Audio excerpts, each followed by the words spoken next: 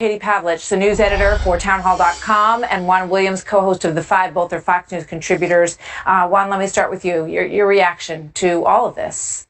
Wow, I mean, you can't listen to Wendy Hartling without, wanting to tear up. I mean, it's just sad when you see a mother lose a child, and especially to violent crime. It's heartrending, and you can see that she's still affected by it. So I really, I don't know how you want me to react, Martha. I think it's pretty obvious. I think anybody listening to her knows she's sincere, she's authentic, and still, I think, struggling to cope with her daughter's death. But what about the governor of Connecticut? What about people who seem to have more concern for keeping families together who are here illegally than they do for citizens of the country whose lives are taken by someone who should have been deported? Well, I think we all think criminals should be in jail. I don't think there's any question about that.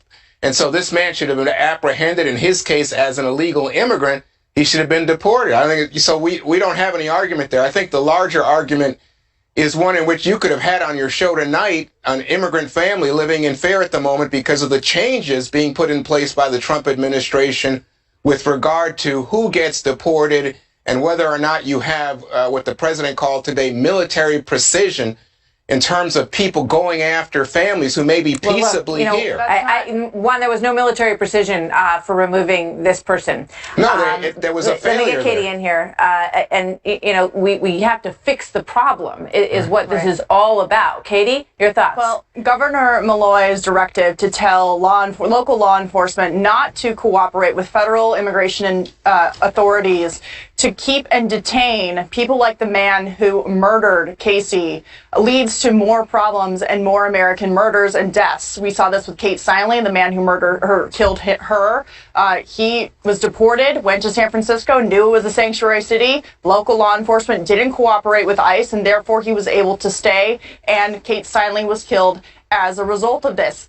We need to come to a point where governors, including Democrats, are willing to put American citizens above illegal immigrants. And then when it comes to President Trump's immigration enforcement, we're specifically talking exactly about these types of criminals. The details of who they're going after are very specific. Illegal aliens who have been convicted of crimes like murder, rape, those types of crimes, in addition to things like document fraud. We're not talking about a broad swath of illegal immigrants here. We're talking a very specific group of people who we know over and over again are set for deportation, hiding out in sanctuary cities, and then commit these murders against American citizens that continue as a result of Governor Malloy's policies and those like it. Well, I think it's a little different, Katie. I think, in fact, what you're seeing is that the president has listed things that are so much more.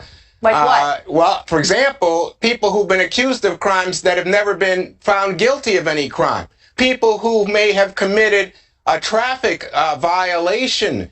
But you have to start at the Let me finish. But they're illegally here to begin with, so that's law number one, Juan. What'd you say, Martha? I said they're illegally here to begin with, so that's law number one. That's so we're talking about, on top of that, being accused of another law offense. Martha, we have, I think the estimates are between 11 and 14 million illegal immigrants in the United States of America. The question is, how do you get rid of all these people at one swat? That's not what's on the table. But right now you have President Trump saying he's going to have 10,000 more immigration officers, 5,000 more Border Patrol, talking about military precision. You have an immigrant community that is frightened, Katie. And so while we all have sympathy for criminals, let's be clear. What Governor Malloy did in Connecticut is simply say Connecticut law doesn't require you to become an immigration. I got to leave it there, you guys. Thank you, Katie. Thank you, Juan. We will talk again.